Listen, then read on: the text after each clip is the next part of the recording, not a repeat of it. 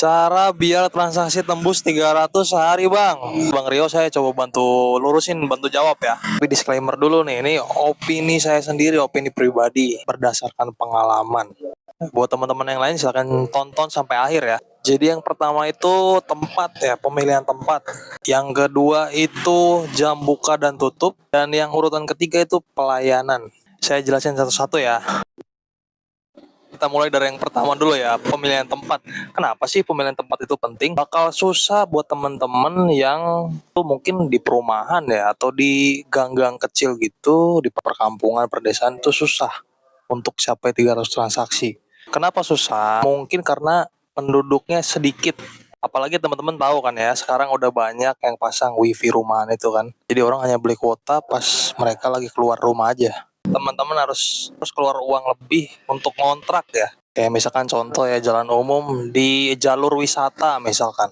Jadi buat tempat ya diusahakan lah ya, ambilnya yang di pinggir jalan besar atau dekat-dekat lokasi wisata atau dekat sekolah juga bisa. Nah, jadi tempat udah kejawab nih. Kita lanjut ke yang nomor 2, jam buka tutup. Kalau bisa nih buat teman-teman yang buka counter itu sebaiknya pagi ya jamnya, antara jam 7 sampai jam 8.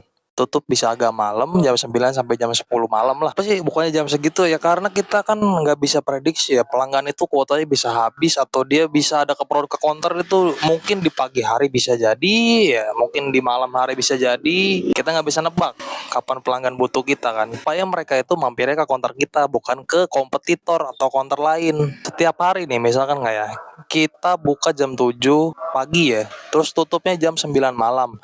Kita lakuin itu setiap hari. Kalau bisa sejarang mungkin tutup, kalau bisa jangan tutup ya. Kalau kita jarang tutup, jadi pelanggan itu setiap ada keperluan, mereka itu udah pede, pasti datang ke counter kita karena tahu counter kita itu selalu buka. Untuk jam buka dan tutup, kalian bisa konsisten, pelan-pelan aja, nanti jadi terbiasa kok. Buat yang ketiga, pelayanan. Nah, buat yang pelayanan ini pasti teman-teman juga udah sering denger dari teman-teman yang lain, teman-teman counter yang lain. Kalau dulu kan pada perang harga ya, sekarang tuh udah gak bisa tuh. Kita bersaing begitu udah nggak bisa.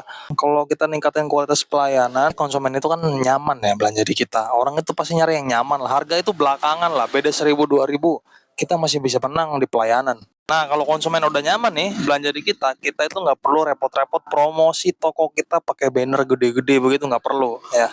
Mereka itu bakal dengan senang hati sendirinya bakal ngasih tahu ke teman mereka, saudara mereka, adik kakak mereka, pasti ngasih tahu atau mereka rekomendasiin tuh buat beli keperluan counter itu di tempat kita. Nah, jadi 3 tips itu dulu ya.